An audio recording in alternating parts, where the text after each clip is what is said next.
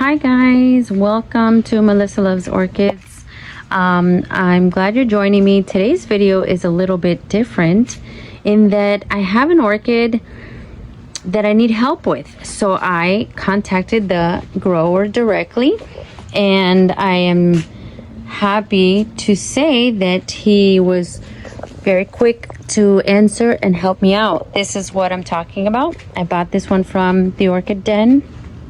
I bought this beautiful lily pad from the Orchid Den, and I have apparently, I think I've made a mistake. So I sent him a video and pictures of what it looks like, and he was very quick to answer and give me some assistance on it. So let's see what he had to say. So after I remove the bark and everything, I'll zip tie it to the lily pad, and then I'll put some sphagnum moss around it. And you can see this hasn't been watered since Friday, and it's already completely dry. But look at all those great new roots. I've got another one here also, and it just really gets everything to go really nice. And these are already attached to the lily pads. So it seems that we probably have some kind of a fungus going on, and I'll tell you why I think and why Josh thinks that it is happening. I mean, it still has new growths. Some of the leaves look good, but it rained a lot here in Miami in the past few months, and some of the old media I did not remove. So when I took her out of the pot and I put her in the on the lovely lily pad, I did not clean out the roots. As you could see, it still almost has the same shape, and I just kind of put her on there with all the stuff. There's moss in there, and this is not the first time that I've made this mistake, but I think it will probably be the last time. So yes, there's moss in there. So as Josh said, this might probably have to come undone. I have to take her out, clean her out, and I can reattach her. And he sent me a video on what it should look like, which is much less of the same old bark and media that should have been removed, but it should look a lot flatter on the clay. And so yeah, that's what I'm going to attempt now. I put her on here very simply with twisty tie wrap for plants that I got at Home Depot. I'm gonna take her off of here, and then I'll show you what I'm working with.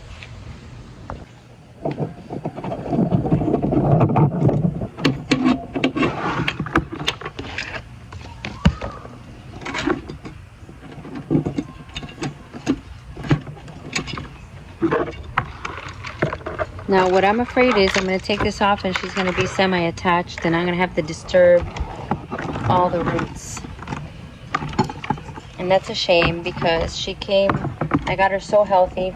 I actually got her at the, oh no, well, a couple of roots are in there, but it's not too bad. I got her from the Fruit and Spice Park Redlands Orchid Festival, the big one. Okay, so ouch, sorry, one root. But yeah, next step.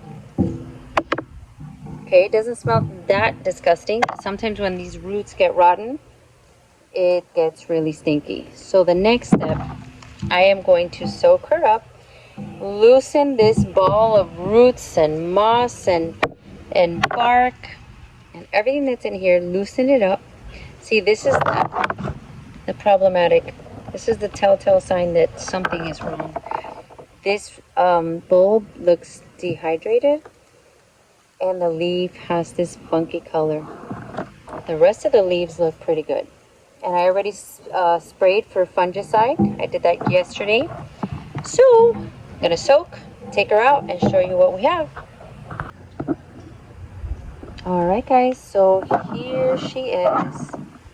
After a nice bath, she still has a lot of roots, some of which are better than others. So I am going to very carefully with my disinfected shears, I'm just going to cut the ones that really look like they are not doing well.